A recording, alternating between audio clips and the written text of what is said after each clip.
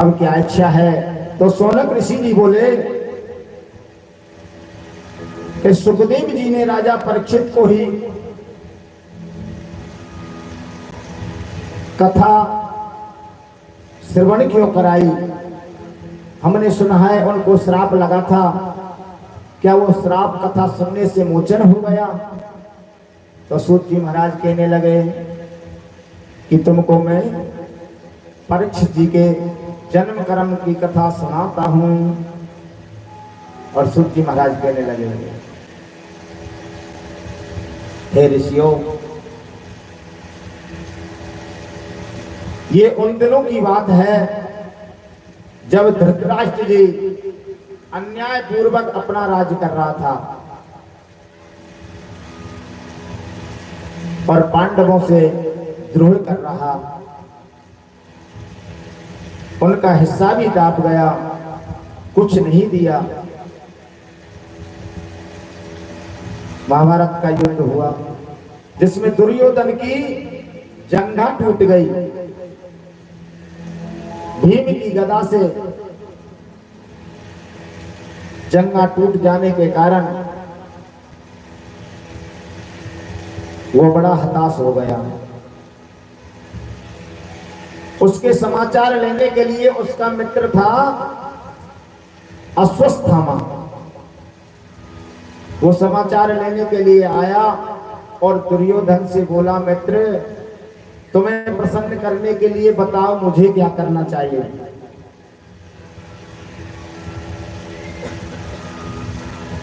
तो दुर्योधन जी कहने लगे कि अगर मित्र तुम मुझे प्रसन्न करना चाहते हो तो पांचों पांडवों के सिर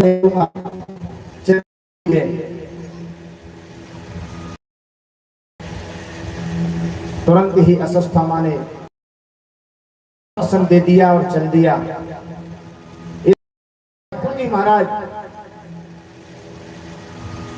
पांडव पास में थे और यह महाभारत का युद्ध फूस के महीना में हुआ और आप जानते हैं फूस के महीना में कितनी सर्दी पड़ती है। और यह महाभारत के युद्ध में कोई बढ़िया कोठी नहीं बन रही, तम्बू लगे हुए थे, टेंट के तम्बू, और सनसन करके हवा चलती है। और सनसन हवा चलती हुई कुरुक्षेत्र के मैदान में और तंबुओं में पांडव सोए हुए थे। रात्रि के 12 बजे जैसे ही अर्जुन निकला, दरवाजे पर ठाकुर जी को देखा और कहने लगे, वासुदेव जी आप? हाँ, जिस भक्त की रक्षा का मैंने भार ले रखा है उनकी हर प्रकार से मुझे रक्षा करनी होती है। इस सनसन हवा चल रही है महाराज, लहर लहर तुम्हारा पीतांबर कर रहा है और इस ठंडक में आप दरवाजे पर खड़े हुए हैं, इसका क्या कारण है? तो गोपाल जी कहने लगे, हे अर्जुन, मुझे लगता है आज इस जगह पर नहीं सोना चाहिए, कहीं दूसरे स्थान पर चलना चाहिए। पांडवों को लेकर के दूसरे स्थान को चल दिए, लेकिन एक छोटी सी गलती हो गई। जो द्रौपदी के 5 पुत्र थे वो उसी तंबू में सोते हुए रह गए और भगवान पांडवों को लेकर के दूसरे स्थान पर चले गए। अश्वत्थामा उस तंबू में जैसे ही पहुंचा, चादर तान करके 5 द्रौपदी के पुत्र लंबे पूरे सो रहे थे और अश्वत्थामा ने बिना विचार 5 पुत्रों के सिर को धड़ से अलग कर लिया और जाकर के पहुंच गया दुर्योधन के पास में। दुर्योधन कहने लगा, अश्वत्थामा तू आ गया, 5 पांडवों के सिर को ले आया। हाँ, मैं जानता था तू विश्वास नहीं करेगा, इसलिए 5 पांडवों के सिरों को तुम कटे हुए नहीं मानोगे, इसलिए मैं आपको दिखाने के लिए एक सर को थैले में पटक करके लाया हूं, देख लो।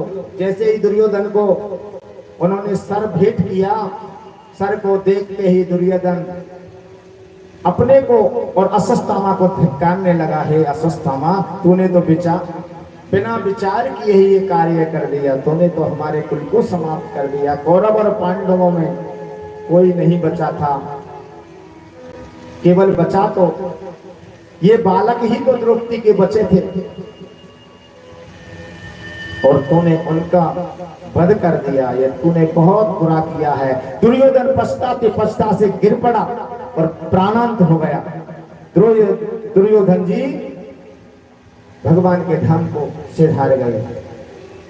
अश्वत्थामा ने 5 पुत्रों का वध कर दिया। ये मालूम पड़ा द्रौपदी को, तो द्रौपदी रोने लगी। अर्जुन ने जब द्रौपदी को रोते हुए देखा तो धनुष बाण को तान करके प्रतिज्ञा की कि जिसने तुम्हारे पुत्रों का वध किया उसको मैं छोड़ूंगा नहीं, चाहे कहीं भी जाकर के छुप जाए।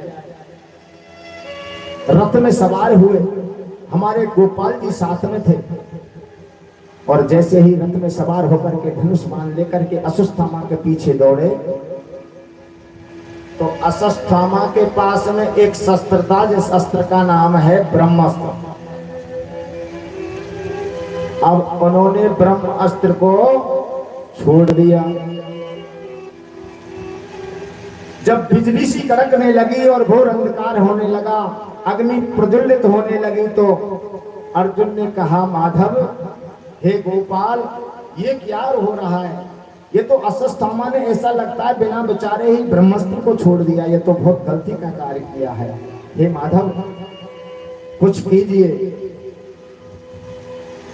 तो हमारे ठाकुर जी कहने लगे, हे अर्जुन, आप जानते हैं गर्मी को अगर शांत किया जाता है तो गर्मी की वस्तु दी जाती है,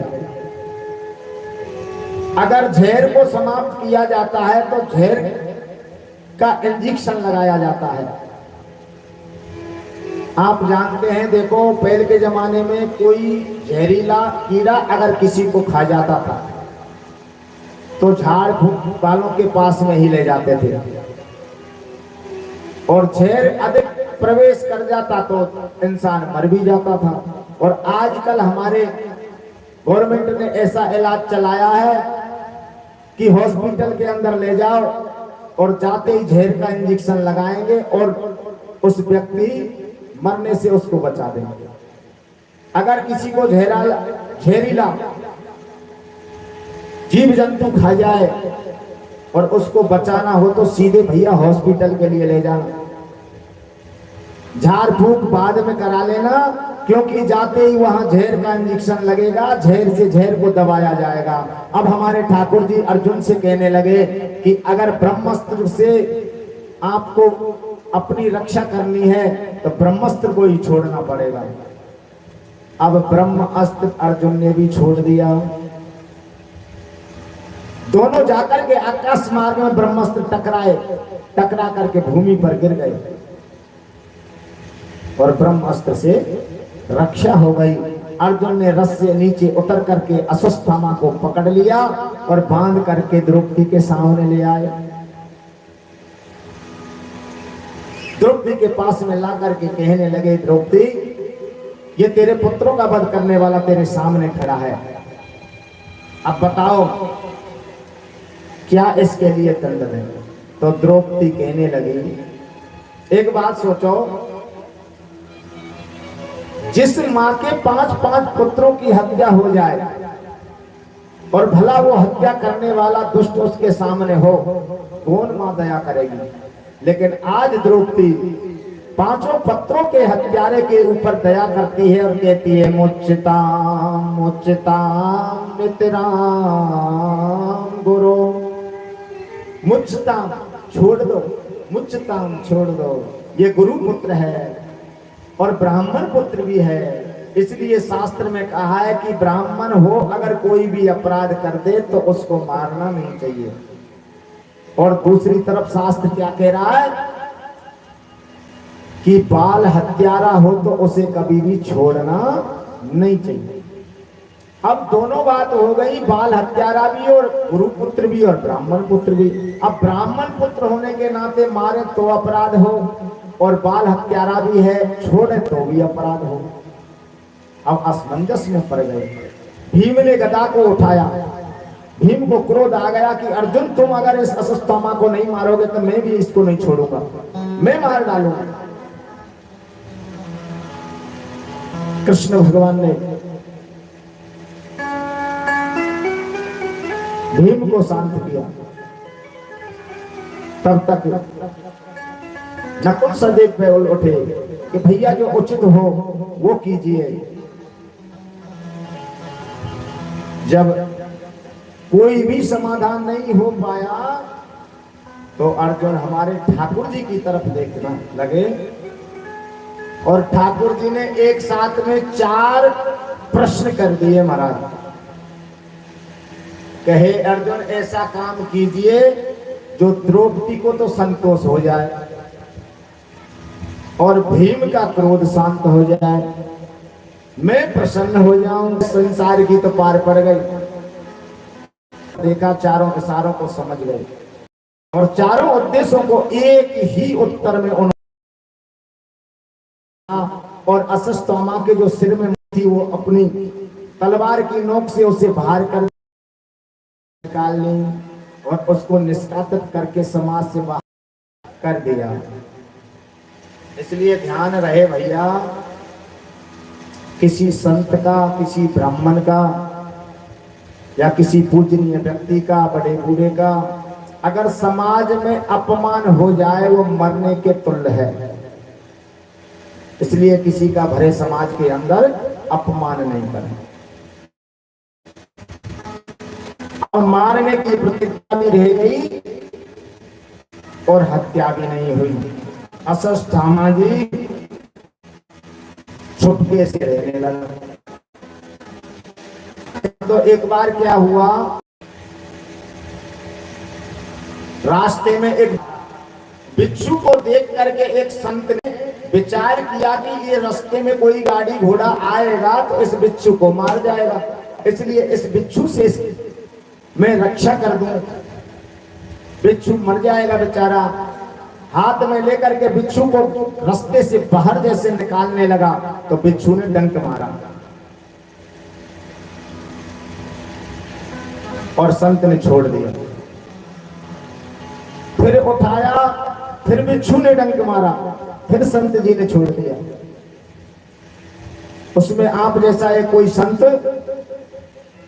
और दूसरा देख रहा और कहने लगा भैया तू काहे को निकाल रहे हो इसको, तुम बार बार निकाल रहे हो और बार बार ये डंक मार रहा है। तो संत जी कहने लगे जब ये अपने स्वभाव को नहीं छोड़ सकता तो मैं अपने स्वभाव को कैसे छोड़ दूं। इनका काम है डंक मारने का, मेरा काम है इसे बचाने का। संत ने उसको लेकर के रास्ते से बाहर कर दिया। ऐसे ही अश्वत्थामा दुष्ट है, उसका भाव है दुष्टता का, बैर का, पांडवों से बैर करना। इसलिए उसने ब्रह्मास्त्र को फिर से छोड़ दिया। और छोड़ा कहा महाराज कि उसके मन में भाव आया कि पांडवों में जो अर्जुन का पुत्र था अभिमन्यु, उसको चक्रव्यूह में मारा गया, उत्तरा के गर्भ में छोड़ दिया। उन्हें मालूम पड़ा कि उत्तरा के गर्भ में जब अभिमन्यु मरा था तब कोई प्रसव था, आगे चल के वही इनका नाम नासा चलाएगा। इसलिए उत्तरा के गर्भ में उन्होंने ब्रह्मास्त्र को फिर से छोड़ दिया। और ब्रह्मास्त्र आते हुए देख करके उत्तरा भगवान ठाकुर जी के चरणों में जाकर के गिर गई। उस समय भगवान द्वारका के लिए जाने ही वाले थे और प्रार्थना करने लगी, कृष्णाय वासुदेवाय देवकी नंदनाय च नंद गोप कुमाराय गोविंदाय नमो नमः। नमः पंकजनाभाय नमः पंकजमालिने नमः पंकजनेत्राय नमस्ते पंकजाघ्रे। हे ऋषिकेश मेरी रक्षा करो, मेरी रक्षा करो। वहीं पर कुंती खड़ी, नीचे सिर किए हुए उत्तरा भगवान के चरणों में। कुंती ने उसको सर को ऊपर जैसे किया, उसने पहचाना कि ये तो उत्तरा है, अभिमन्यु की भार्या, इसको क्या हुआ। पता लगा कि अश्वत्थामा ने ब्रह्मास्त्र को इसके गर्भ में छोड़ दिया है। ठाकुर जी से कुंती ने भी प्रार्थना की, रक्षा करो प्रभु, आपने हर वक्त हमारी रक्षा की है, मेरी संतान की रक्षा की है। तुरंत भगवान ने क्या किया, अपना छोटा सा रूप अंगुष्ठ की बराबर धारण किया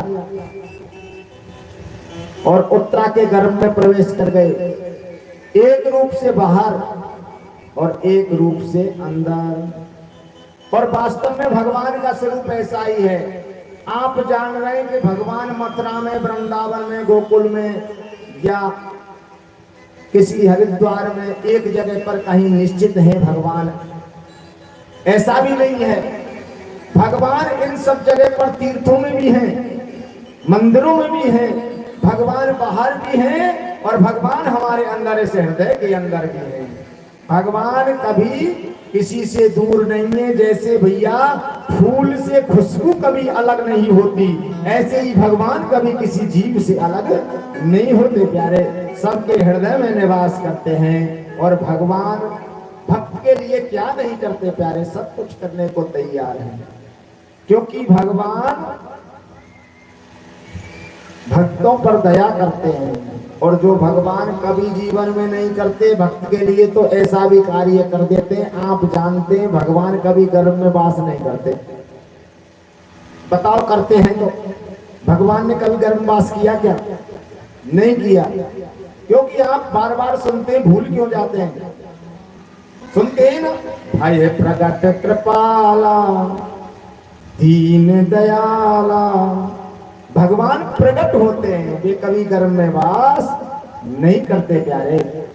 आज उत्तरा के गर्भ में भक्त की रक्षा करने के लिए गर्भ में भी वास कर गए। भगवान क्या नहीं करते। हम तो भगवान का नाम भी लेना नहीं चाहते और भगवान हमारे लिए गर्भ तक ही वास कर लेते हैं। उत्तरा के गर्भ में जाकर भगवान ने चक्र को उस प्रसव के चारों तरफ ऐसे घुमा दिया और ढाल का रूप धारण कर लिया और ब्रह्मास्त्र को शांत कर दिया और गर्भस्थ शिशु की रक्षा कर दी। लौट करके भगवान पुनः रथ के पास में आ गए और रथ में द्वारका जाने को सवार हुए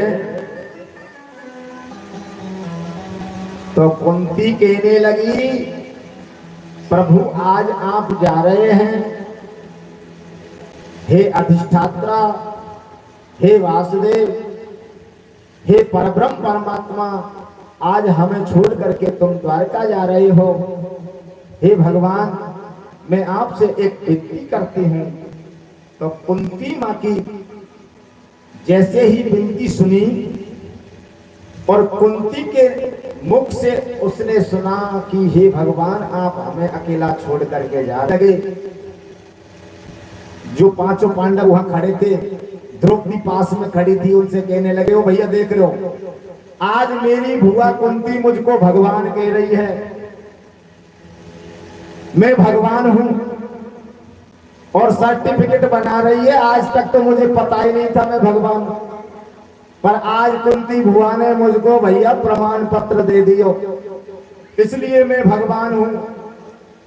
कुंती हुआ हमारी कह रही है कि तुम भगवान हो, मैं विनती करती हूँ कुछ मुझको देते जाओ। इसलिए भैया भगवान है वो, भगवान थे तो जो कोई कछु मांगे ना वो उसके लिए दे देता है। इसलिए सबसे विनती कर रहा हूं मैं, किसी को कुछ मांगना हो तो मांग लो। और हमारे ठाकुर जी युधिष्ठिर महाराज से कहने लगे, भैया तुम ही मांग लो, सबसे पहले सबसे बड़े तुम मांगो, कहाँ मांगते हो? युधिष्ठिर महाराज कहने लगे, अरे भैया, हे प्रभु, मैं आपसे क्या मांगू, आपने हमको क्या नहीं दिया है। अगर आप देना ही मुझको चाहते हैं तो मैं सदा सदा अपने धर्म पर टिका रहूं, सत्य के रास्ते पर चलता रहूं और तुम्हारे चरणों की प्रीति बनी रहे, मुझे कुछ नहीं चाहिए। भगवान कहने लगे, अरे भैया अर्जुन, पास में खड़ा हुआ तू क्यों चुप है, कुछ तुम भी मांग लो। अर्जुन कहने लगा, भगवान क्या मांगू, आपने जो मुझको गीता का ज्ञान दिया, महाभारत साथ में मेरे सारथी बने। वो रूप आपका इतना सुंदर था, उस रूप का मेरे हृदय से कभी ध्यान नहीं छूटे, मैं तुम्हारा, उस रूप का मेरे हृदय से कभी ध्यान नहीं छूटे, मैं तुम्हारा ध्यान करता रहा।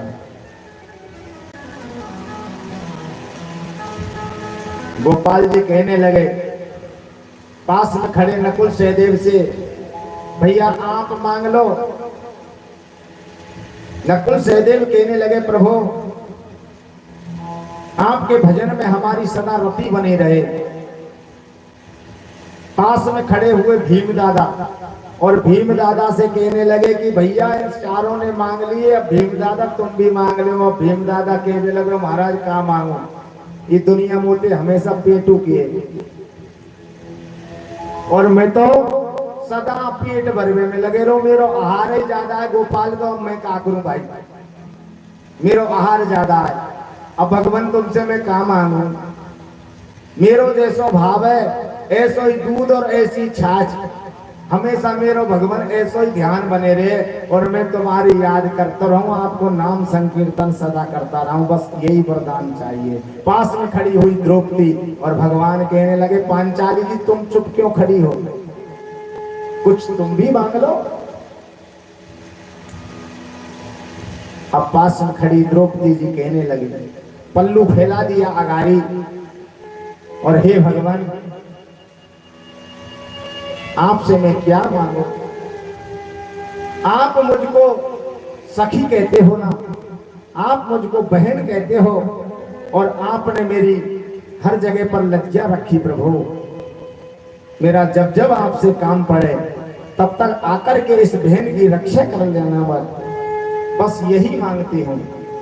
भगवान ने कहा कोई बात नहीं है। पास में खड़ी हुई सुभद्रा, और सुभद्रा की तरफ देख करके कहने लगा बहन सुभद्रा कुछ तुम भी तो मांग लो। अर्जुन कहने लगा कि अब सुभद्रा का नंबर आया, कहीं ये सुभद्रा संसार की वस्तु नहीं मांग ले, और किसी ने तो संसार की वस्तु नहीं मांगी, भगवान का भजन मांगा है, लेकिन सुभद्रा ना मांग ले। लेकिन सुभद्रा क्या बोली, हे प्रभु मेरी तुम्हारे चरणों में रति हो जाए, बस मैं ये मांगती हूं। और भगवान ने दौड़ करके सुभद्रा को हृदय से लगा लिया, और अर्जुन की तरफ देख करके कहने लगे कि क्या सोचते हो, मेरी बहन है ना सुभद्रा, संसार की वस्तु थोड़ी ना मांगेगी, ये बहन मेरी है, संसार की वस्तु कैसे मांग लेगी। तुरंत ही कहने लगे भगवान हे कुंती भुआ अब तुम भी तो मांग लो ना, क्या मांगना चाहते हैं। तो कुंती हाथ जोड़ करके कहती है विपिदा संतो न सस्व तत् जगत गुरु भावतो दर्शनम यतस्याद पुनर्भव दर्शनम। हे भगवान अगर देना चाहते हैं तो मुझे विपत्ति दे दो, दुख दे दो, क्योंकि जब जब दुख पड़ेगा तब तक मैं तुमको याद करूंगी और तुम्हारे दर्शन होते रहेंगे। पुनः भव दर्शनम, पुनः पुनः तुम्हारे दर्शन होते रहेंगे। भगवान रथ से नीचे उतर करके कहने लगे भुआ तू कह क्या रही है, तू मांग क्या रही है। जिंदगी भर तूने दुख उठाया, तुझे सुख मिला तो मिला था। जीवन से पांडु जो हमारे, उनके लिए एक श्राप था कि जब भी पत्नी के पास में जाओगे तब मृत्यु हो जाएगी। सदा सदा से वो पीलिया का रोगी था, तुमने कितना दुख नहीं उठाया। मातृ के कारण पांडु जी काम सख्त हो करके मातृ के पास में दौड़े, अपनी दूसरी पत्नी के कारण उनकी मृत्यु हो गई। मातृ जी के 2 पुत्र थे, नकुल और सहदेव। 3 पुत्र थे कुंती मां के, युधिष्ठिर, भीम, अर्जुन। और दोनों पुत्र मातृ ने विचार किया कि मेरे कारण से पांडु मेरे पति की मृत्यु हुई है, इसलिए इन दोनों पुत्रों को कुंती को अर्पण करके क्यों ना मैं सती हो जाऊं। तुरंत दोनों पुत्रों को कुंती के हवाले किया और माद्री जी पांडु जी के साथ में सती हो गई। पांचों पुत्रों का भार तुम्हारे सिर पर रिया हुआ और पांचों पुत्रों को तुमने पाला।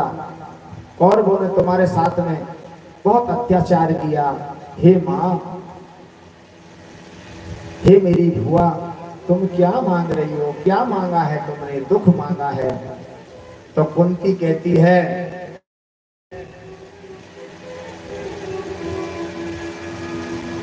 कि दुख में भगवान को याद करते हैं और उस दुख की मैं बलहारी जाती हूं, जिस दुख के कारण तुम्हारा दर्शन हो जाए।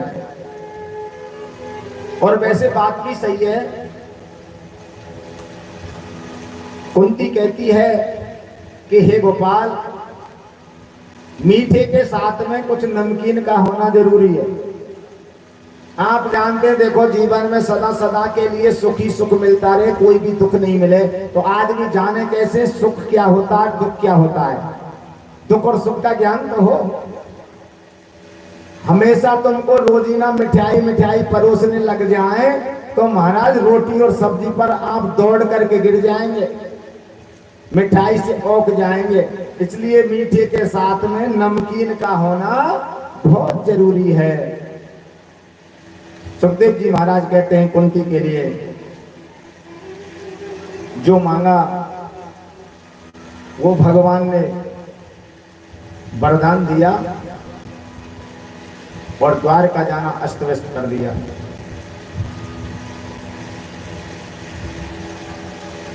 प्रातःकाल विचार आया कि पांडवों को शिक्षा का ज्ञान दिवाने कुरुक्षेत्र ले जाना है। आज मुझे इसी जगह पर रुक जाना चाहिए। अब तो रोजाना की भांति भगवान शयन कक्ष में चले गए और जाकर के बैठ गए और ध्यान करने लगे। आंखों से अश्रुपात हो रहा है। रोजीना जैसे दर्शन करने के लिए युधिष्ठिर महाराज जाते हैं, ऐसे ही युधिष्ठिर महाराज दर्शन को गए तो भगवान बैठे बैठे आंखों से अश्रुपात कर रहे हैं। पूछा, हे भगवान, आज आप किसका ध्यान कर रहे हैं?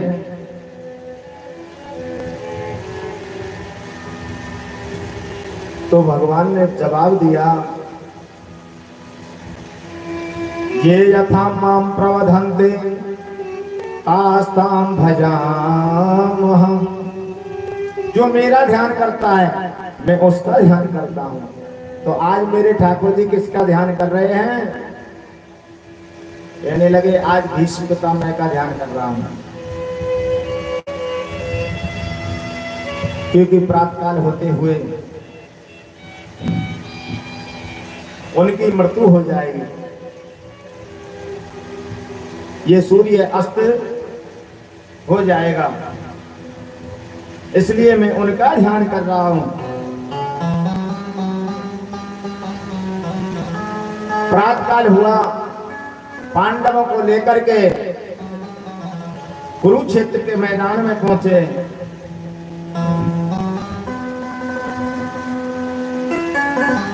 कुरुक्षेत्र के मैदान में जाकर के भीष्म पितामह को प्रणाम किया। प्रणाम करके भगवान गोपाल जी कहने लगे, पितामह आप कुछ राजनीति की शिक्षा, वर्ण आश्रम की शिक्षा, ज्ञान चर्चाएं कीजिए। तो पांडवों को शिक्षा ज्ञान देने लगे भीष्म पितामह।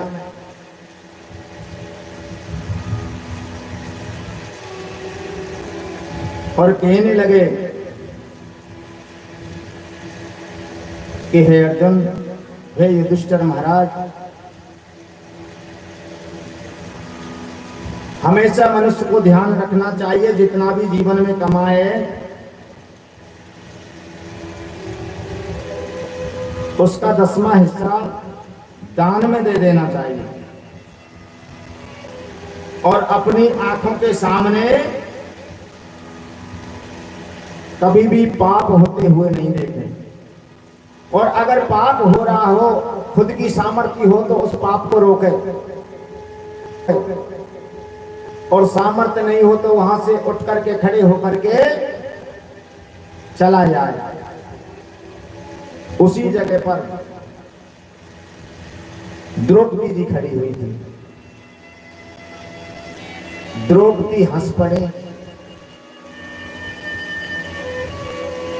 भीष्म पितामह कहने लगे किस लिए हंसे? हे बेटी,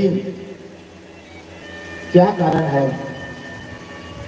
द्रौपदी जी कहने लगी कि यूं ही हंस पड़ी महाराज। पितामह है, हे बाबा, मुझे तो यूं ही हंसी आ गई। भीष्म पितामह कहने लगे कि कुल की जो वधू होती है, कुल खानदान की, वो यूं ही नहीं हंसती भरी सभा में। भरी सभा में हंसने का तो कोई न कोई कारण होगा। द्रौपदी कहने लगी बाबा,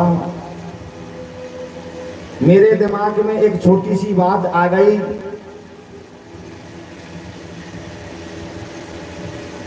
कि जिस दिन भरी सभा के अंदर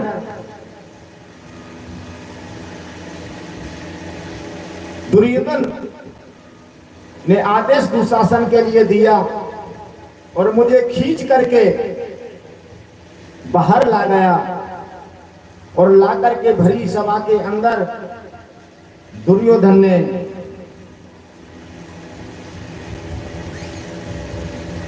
जंघाओं पर बैठाने का प्रयास किया और दुशासन ने साड़ी खींचना प्रारंभ किया। तब मैंने सबको पुकारा आपको कि हे बाबा, मेरी रक्षा कीजिए, मेरी लज्जा को रखिए।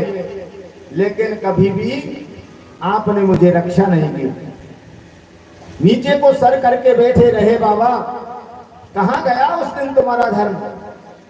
कहां था तुम्हारा न्याय? कहां था ज्ञान तुम्हारा? जिस दिन मैं पुकारती रही, उस भरी सभा के अंदर द्रौपदी जी का चीर दुशासन जी खींच रहे हैं।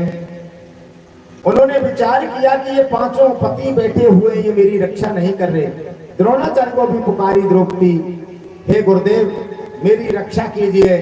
जब द्रौपदी पुकारते पुकारते कोई भी रक्षा नहीं कर सका तो द्रौपदी ने ठाकुर जी को याद किया। उधर ठाकुर जी जयद्रथ का वध करके आए हुए थे और रुक्मणी जी ने भोजन परोसा। भोजन का ग्रास जैसे ही मुख में देने लगे, उनको तुरंत ही द्रौपदी की याद आ गई और द्रौपदी की आवाज कानों में आने लगी। रुक्मणी जी कहने लगी, क्या बात है प्रभु? उन्होंने कहा, द्रौपदी मुझे मन से याद कर रही है, मेरी भक्ता है, उसकी लज्जा भी बाजार में लुट रही है, भरी सभा में उसकी लाज जा रही है। हे रुक्मणी, परंतु उसने एक गलती कर रखी है। मन से मुझे पुकार रही है, लेकिन दोनों हाथों से साड़ी को पकड़े हुए है, अपने बल को आजमा रही है। अब मैं जाऊं तो जाऊं कैसे? जीव जब अपने बल पर चलता है तो हार जाता है, भगवान उसकी सहायता नहीं करते। जब भगवान के सामने दोनों हाथ ऊपर खड़े कर देते, देखो बार बार भगवान के सामने दोनों हाथ ऊपर खड़े करते हैं तो किस लिए करते हैं? आरती के बाद में पुष्पांजलि बोली जाती है, जब दोनों हाथ खड़े करते हैं उसका मतलब क्या है? भगवान से यूं कहते हैं, हे भगवान, मैं तेरे सामने समर्पण हूं, जो हो जो तुम्हारा है और मेरे पास में कुछ भी नहीं है, मेरे शरीर से आपके अर्पण करता हूं। द्रौपदी ने दोनों हाथों से अपनी साड़ी को छोड़ दिया और दोनों हाथ ऊपर खड़े करके पुकारी, छुपे हो कहां ओ कष्टहारी कन्हैया, मुकट मोर वाले मुरारे कन्हैया, मुकट मोर वाले मुरारे कन्हैया।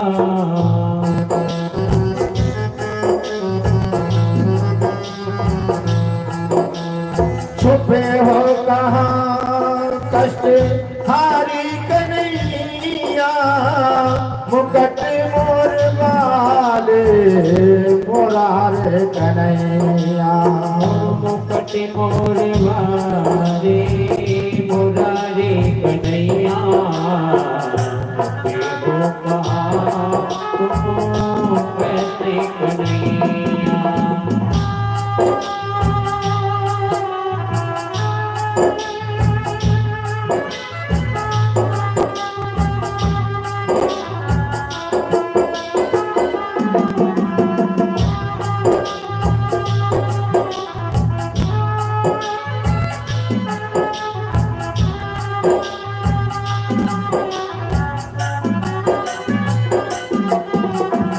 हे भगवान, आप कहाँ छुपे हो?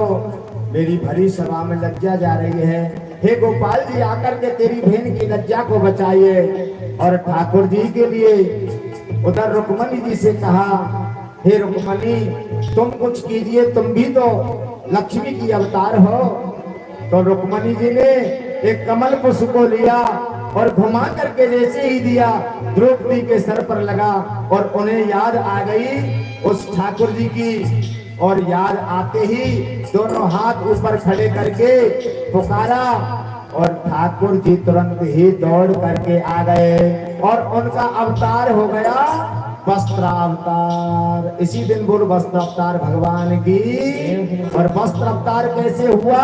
साड़ी में भगवान प्रवेश कर गए। सारी वे नारी है कि नारी ही की सारी है,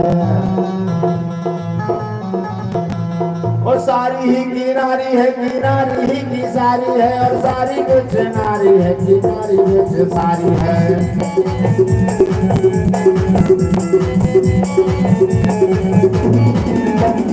सारी बिच नारी है कि नारी ही की सारी है, और सारी ही की नारी है कि नारी ही की सारी है।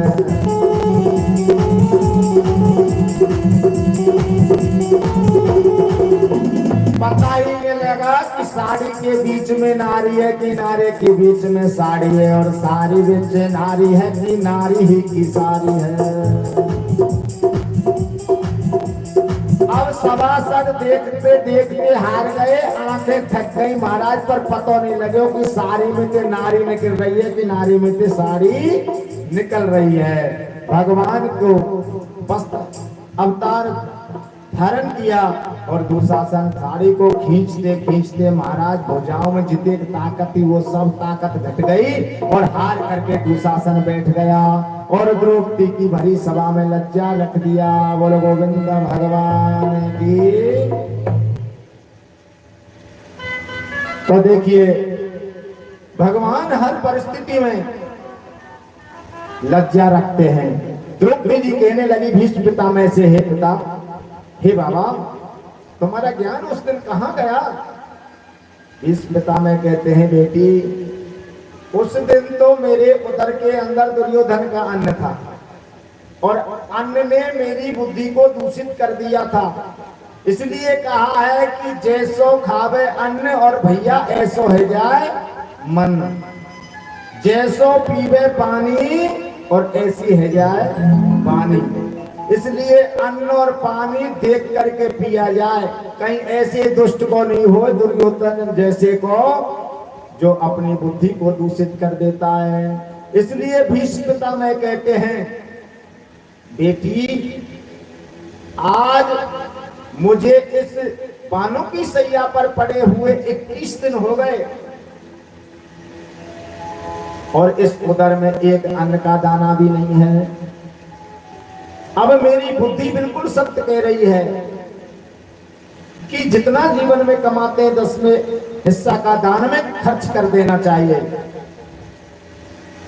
क्योंकि दान करने से धन पवित्र होता है और आंखों के सामने पाप होते हुए नहीं देखे। ये बिल्कुल सत्य ही बात है। और भीष्म पितामह ठाकुर जी की तरफ देख करके कहने लगे, हे गोविंद, अब मेरा ये जीवन चलना चाहता है, ये मेरे प्राण निकलना चाहते हैं, पर मैं चाहता हूं जो महाभारत का युद्ध हुआ उसमें जो आपने महाभारत के युद्ध में पांडवों की सहायता की, उसी रूप में मेरा चित्त रमा रहे। और महाराज उस महाभारत कुरुक्षेत्र के मैदान में मेरी प्रतिज्ञा थी कि हे गोपाल, तुमको मैं हाथ में शस्त्र नहीं लेवा दूं तो मेरा नाम भीष्म पितामह नहीं। मैंने भी प्रतिज्ञा थी, आपने प्रतिज्ञा की थी कि मैं कभी भी हाथ में अस्त्र नहीं लूंगा, तो मैंने भी प्रतिज्ञा की थी कि मैं तुम्हारे हाथ में अस्त्र शस्त्र लेवा दूंगा। जब महाभारत का युद्ध हुआ और मैंने अर्जुन के रथ में एक एक अंगुल पर तीर चुभा दिया, और यहां तक है कि अर्जुन के मुकुट में भी मैंने तीर लगा दिया, और एक बाण तो भीष्म पितामह कहते हैं मैंने गोपाल आपके चरणों में भी मार दिया। उस दिन अर्जुन को पराजित होते हुए देख करके आपने दौड़ करके रथ के पहिए को उठा लिया, चक्र बना लिया और मेरे पीछे दौड़ने लगे। उसी वक्त मैंने आपसे कह दिया गोविंद धन्य हो, बस मैं जीता और तुम्हारे इसको पटक दो, तुरंत ही पटक दिया। पर आपने ये कैसे सोच लिया? मेरी प्रतिज्ञा रखने के लिए आपने अपनी प्रतिज्ञा तोड़ दी, क्योंकि भगवान तो सदा सदा भक्त की प्रतिज्ञा रखते हैं। गोविंद कहने लगे कि मैं भक्त के लिए सब कुछ करने को तैयार रहता हूं। भैया भक्त मुझे याद तो करे, भक्त हैं मेरे जीवन प्राण, भक्त हैं मेरे जीवन प्राण, और भक्त है इस जग में आकर, और भक्त है इस जग में आकर करूं अनेक विधान, भक्त हैं मेरे जीवन प्राण, भक्त तो मेरे जीवन प्राण है। अब भीष्म पितामह कहने लगे प्रभु उसी छवि में मेरा मन रमा रहे। अब भीष्म पितामह भगवान से प्रार्थना करता है। भगवान कहते हैं भीष्म पितामह वो समय, वो वातावरण तो निकल चुका, अब वो वातावरण कभी लौट करके दोबारा आ नहीं सकता। तो कहने लगे हे भगवान, जब आप गुरु के पुत्र को, मरे हुए को वापस ला सकते हो, जय द्रव के समय सूर्य को समय से पहले अस्त कर सकते हो, तब ये महाभारत का युद्ध आपके दोबारा से लाना कोई आश्चर्य की बात नहीं है। तुरंत ही मेरे ठाकुर जी ने चेहरे को बदला, सामने वही गिनगनाट, वही घोड़ों की हिनहनाट और हाथियों की गर्जहाट, वही भगवान के हाथ में चक्र, वही महाभारत का युद्ध होते हुए दिखाई दिया। और भीष्म पितामह ने जैसे ही नजर सामने की तो महाभारत का युद्ध देख करके भीष्म पिता प्रसन्न हो गया, क्योंकि भीष्म पितामह को इच्छा मृत्यु का वरदान था। आज अपनी इच्छा से जैसी उन्होंने मृत्यु चाही, ऐसी ही भीष्म पितामह के शरीर से प्राणों की ज्योति निकल करके भगवान के चरणों में समावित हो गई। बोलो गोविंद भगवान की। तो देखिए भीष्म पितामह के प्राणों का भी अंत हो गया। लौट करके पांडव अपने राज्य में पहुंचे हैं। विचार करने लगे कि धीरे धीरे सब कुछ समाप्त होता चला जा रहा है। ठाकुर जी ने विदाई ली। इधर में उत्तरा के गर्भ से परीक्षित जी महाराज का जन्म हुआ, और परीक्षित जी महाराज का जन्म होते हुए उल्लास हुआ। खूब पांडवों ने परीक्षित महाराज के जन्म उत्सव में दान पुण्य किया। इसी दिन महान उनका जन्म यो हो गया कि इसी दिन तीर्थाटन से लौट करके विदुर जी महाराज आए। अब पांडवों ने विचार किया, परीक्षित जी महाराज का नामकरण संस्कार सब कुछ हो गया, 5 वर्ष की उम्र हो गई, छोटे से बालक, और बन जाने के विचार में युधिष्ठिर महाराज कहने लगे, जब धीरे धीरे सब कुछ समाप्त हो गया और सब संसार को छोड़ करके चले गए, तो हम क्या करें, हमको भी इसे छोड़ करके चलना चाहिए। तो परीक्षित जी महाराज के लिए उन्होंने राज अभिषेक किया। राज दे करके हिमालय की तरफ पांडव जी भी तपस्या करने के लिए चल पड़े, क्योंकि संसार में आप जानते हैं युधिष्ठिर महाराज धर्म के अवतार हैं, धर्मदूत उनको कहते हैं। हिमालय की तरफ परीक्षित महाराज को राज देकर के चले गए और धीरे धीरे समय निकलने लगा। परीक्षित जी महाराज राज करने लगे, बढ़िया राज संचालन करते हैं।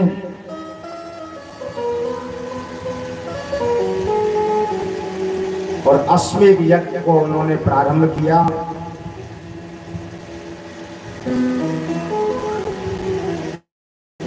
दिग्विजय में लगे हुए थे, परीक्षित महाराज दिग्विजय में लगे हुए थे। आगे बढ़कर के उन्होंने जब देखा तो सामने से एक गाय और एक बैल को आश्चर्यजनक चकित देखा कि बैल के 3 पग टूटे हुए हैं और एक काला काला व्यक्ति आकर के उसे पीटने लगा। जाकर के दौड़ करके पहुंचे, रे दुष्ट, इस गरीब को क्यों मार रहा है, इसके 3 पैर तो पहले ही टूट चुके हैं, तू कौन है? तो पूछने लगे, हे गाय तुम क्यों रो रही हो, हे मां तुम कौन हो? तो गाय ने हाथ जोड़ करके जवाब दिया कि जब से ठाकुर जी हमें छोड़ करके गए हैं तब से दुख पा रही हूं, और मैं यही सोच रही हूं कि कलयुग आ रहा है, मैं भक्ति रूप इस पृथ्वी हूं और ये बैल रूप धर्म है। अब इस पृथ्वी पर कलयुग के अंदर धर्म नहीं रहेगा। धर्म के 3 पैर तो टूट चुके हैं। 3 पैर धर्म के कौन कौन से टूटे? सत्य, तपस्या और दया।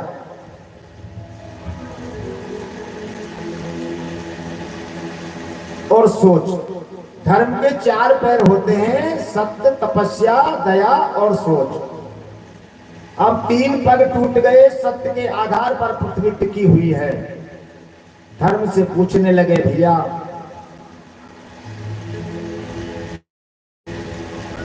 तुम को ये जो मार रहा है ये क्यों मार रहा है? तो बैल रूप धर्म कहने लगे कि मेरा 4था पैर भी ये काटना चाहता है। काले काले वस्त्रधारी व्यक्ति से पूछा, रे तो दुष्ट तुम कौन हो? तो उन्होंने कहा कि मैं कलयुग हूं। तो कलयुग को मारने के लिए परीक्षित जी महाराज तैयार हो गए और परीक्षित जी महाराज मारने को जैसे ही तैयार हुए, परीक्षित हाथ जोड़ करके कहने लगा कि मुझे क्यों मारते हो? देखो तीनों युग आए, सतयुग आया अपने समय पर भोग करके चला गया, द्वापर आया वो भोग करके चला गया, त्रेता आया भोग करके चला गया। अब मेरा समय आया है महाराज, तो मुझे भी अपना समय भोगने दो। तो परीक्षित जी महाराज कहने लगे, रे दुष्ट तुझको अन्याय पूर्वक समय अपना भोगने नहीं दूंगा, न्याय पूर्वक भोग सकते हो और अन्याय पूर्वक इस राज्य में नहीं रहने दूंगा, इसलिए तुम छोड़ करके मेरे राज्य को चले जाओ। हाथ जोड़ करके कलयुग बोला कि महाराज कहाँ जाऊं मैं, छोड़ करके जहां भी जाऊं वहां तुम्हारा ही राज्य है, अब जाऊं तो जाऊं कहां। परीक्षित जी महाराज ने विचार करके देखा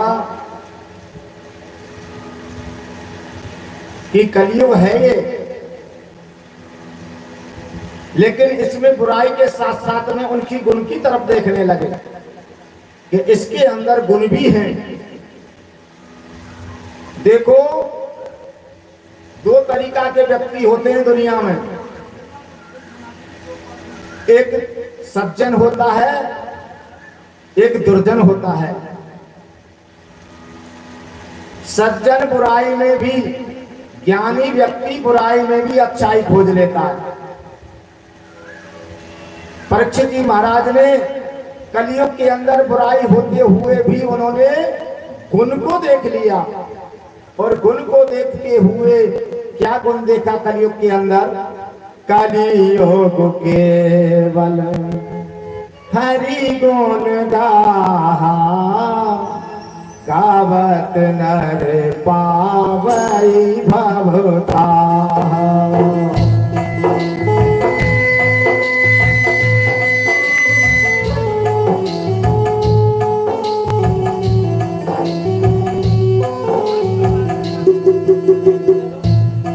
कलयुग केवल हरि गुण गाहा और गावत नर पावई भव